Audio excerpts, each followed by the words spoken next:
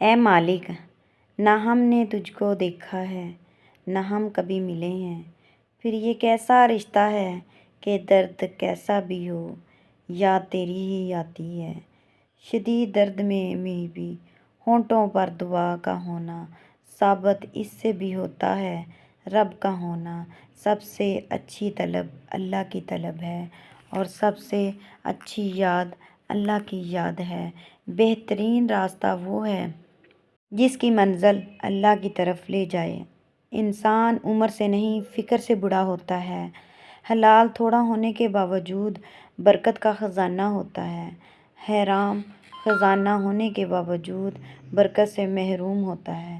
دنیا کے سامنے خود کو فرشتہ ثابت کرنے سے تنہائی میں ایک اچھا انسان بننا زیادہ بہتر ہے۔ معیار یہ نہیں کہ آپ کو کتنے لوگ پسند کرتے ہیں، بلکہ معیار تو یہ ہے کہ آپ کو کس طرح کے لوگ پسند کرتے ہیں۔ دوسروں کو خود سے بہتر سمجھا کرو، ان کا اللہ سے معاملہ آپ سے بہتر ہو۔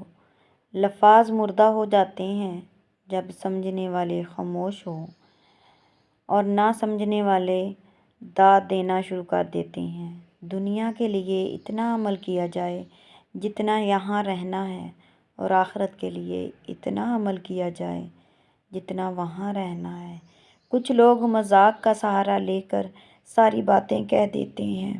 جب انسان دوسروں کی بات نہیں سمجھنا چاہتا تو وہ اونچا بول کر خود کو صحیح ثابت کرنے کی کوشش کرتا ہے۔ رکاوٹیں، مشکلات کے لیے پریشان مت ہو، اس کے پیچھے بھی اللہ تعالیٰ کی بہتری مصلحت ہوتی ہے۔ واصف علی واصف فرماتے ہیں، دل کا موم ہونا اللہ کا کرب ہے، توبہ کر لی جائے تو ایک اچھا وقت کا آغاز ہو سکتا ہے۔ اللہ تعالیٰ کا حکم ہے کہ تم اپنے گھر والوں کو نماز کا حکم دو اور اس پر ثابت قدم رہو۔ ہم تم سے رزق نہیں چاہتے، روزی تو ہم تمہیں دیتے ہیں۔